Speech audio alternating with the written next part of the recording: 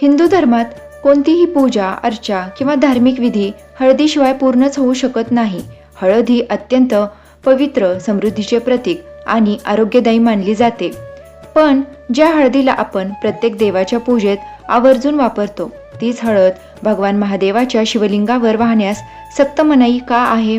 शास्त्रानुसार शिवलिंगावर हळद वाहणे हे वर्ज्य का मानले गेले आहे?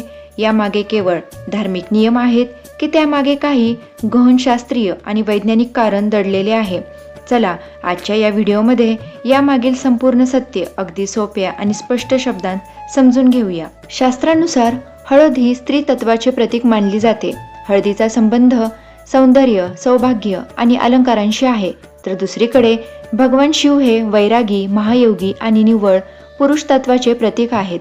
शिवलिंग हे महादेवाच्या निरामय स्वरूपाचे प्रतिनिधित्व करते, जिथे भौतिक शृंगाराला स्थान नसते. शिवलिंगाचा जो गोल वरचा भाग आहे तो शिव आहे आणि ज्या आधारावर ते स्थापित असते, ज्याला जलाधारी म्हणतात, तो भाग माता पार्वती म्हणजेच शक्तिरूपाचे प्रतीक आहे. हळद ही माता पार्वतीला अर्पण केली जाते, परंतु ती थेट शिवलिंगाच्या वरच्या भागावर वाहणे अनुचित मानले गेले आहे. शिवलिंगावर हळद लावण्याऐवजी पांढऱ्या चंदनाचा किंवा भस्माचा त्रिपुंड लावला जातो. हळद ही भौतिक आकर्षण आणि संसार दर्शवते, तर भस्म हे वैराग्य, शांतता आणि अंतिम सत्य दर्शवते. महादेवाने जगाला हेच शिकवले आहे की बाह्य शृंगारापेक्षा आत्मिक शांतता आणि वैराग्य श्रेष्ठ आहे. आता वळूया या मागच्या वैज्ञानिक आणि ऊर्जात्मक कारणाकडे. आयुर्वेद आणि विज्ञान या दोन्हीनुसार हळदीचा स्वभाव उष्ण असतो, तर दुसरीकडे महादेवाचे स्वरूप अत्यंत शीतल ठेवणे आवश्यक असते. महादेवाने विष प्राशन केल्यामुळे त्यांच्या शरीरात प्रचंड दाह निर्माण झाला होता.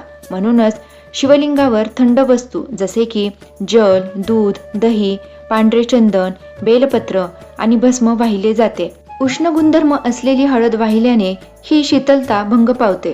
प्राचीन स्थापत्यशास्त्रानुसार बहुतांश पारंपरिक शिवलिंगे ही एका विशिष्ट प्रकारच्या स्फटिक, नर्मदा शिळा किंवा काळ्या पाषाणापासून बनवलेली असतात.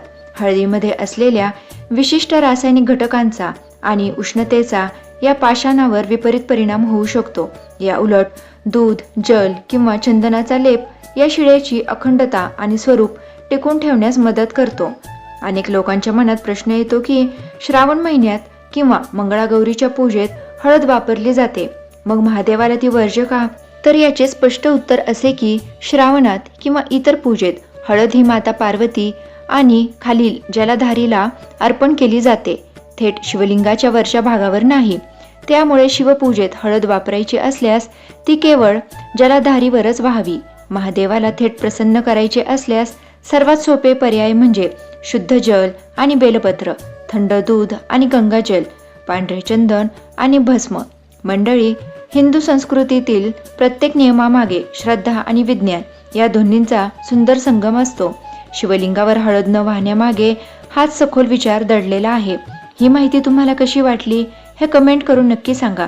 व्हिडिओ आवडला असल्यास लाईक करा, तुमच्या मित्रपरिवारासोबत शेअर करा आणि अशीच नवनवीन आणि अभ्यासपूर्वक माहितीसाठी आपल्या चॅनलला नक्की सबस्क्राईब करा. कमेंटमध्ये हर हर महादेव लिहायला विसरू नका. धन्यवाद.